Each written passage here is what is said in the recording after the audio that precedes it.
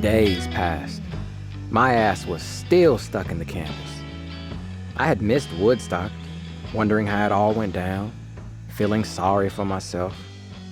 From what I could gather by keeping my ear to the ground, Rachel's funeral had taken place a couple days earlier. There had been a few visitors at the house, and I smelled the food and some of the flowers Otis had brought home.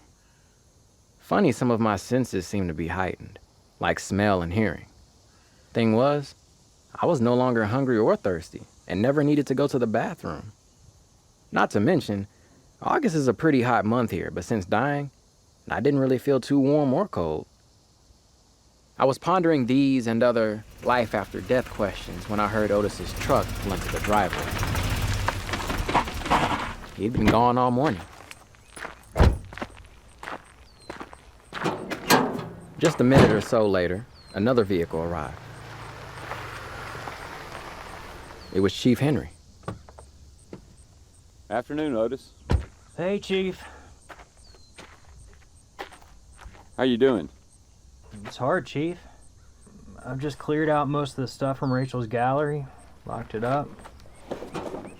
I sure miss her. Well, I just saw you as I was passing by and I decided to stop. Well, I appreciate it. It was a nice service, Otis. Pastor Mitch did a good job. When do I get a service? Have Rachel's parents left? Yeah, she'll be back in Minnesota by now. You know, they never really liked me. Now, with all this. Hey, any news? Nah, we haven't turned up a thing. Not one tip has come in from the photo we gave the news people.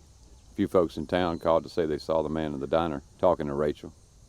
Of course, Charlie confirmed he'd been there. That's about it. He must have gotten really friendly with her. She was painting his portrait, you know. Yeah, seems strange that he would turn on her. Maybe he didn't like his portrait. Good to see you're holding on to your sense of humor, Otis. Just want to see how you're doing. I promise. We won't give up till we find him. My body is in the outhouse, Chief. Take care, Otis. Thanks, Henry.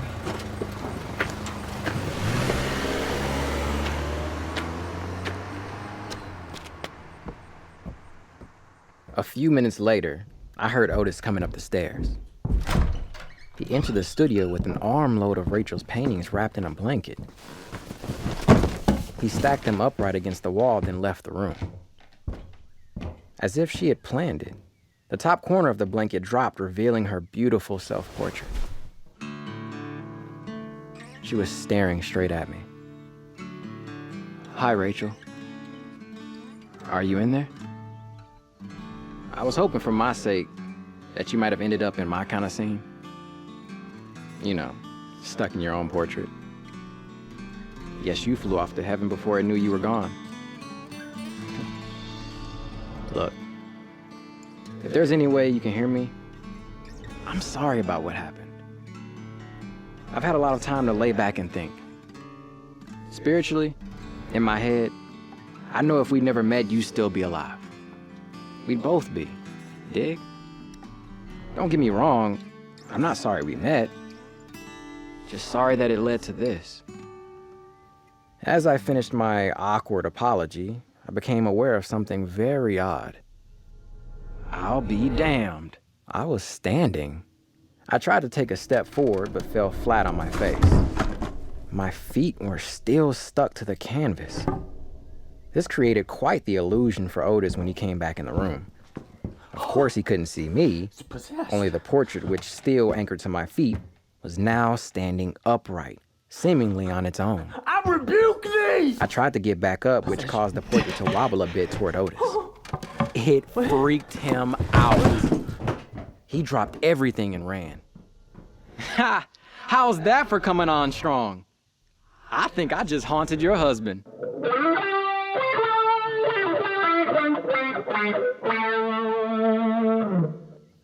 Pretty soon, I was completely free of the canvas, but something like an invisible barrier only allowed me to move about 3 feet in any direction.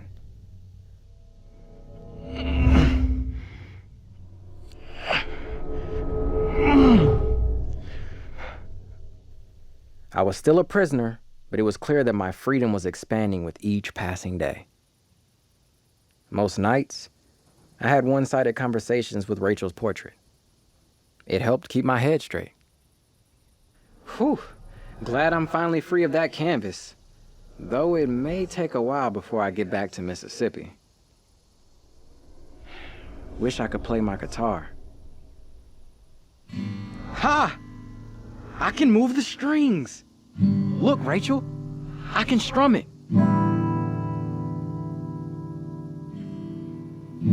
From the kitchen, Otis heard my guitar. Well, that can't be. He came up and flipped on the light. I quit strumming the guitar. He crept past my portrait and spat on it. Then picked up the easel he had knocked over the night of the killings. He took Rachel's portrait, placed it on the easel, and began talking to her. Hi, honey. Just thought I'd heard something and came up to check. Then he picked up my guitar. Hey, man, careful with that. It sounded like someone was trying to play this guitar. But that ain't possible.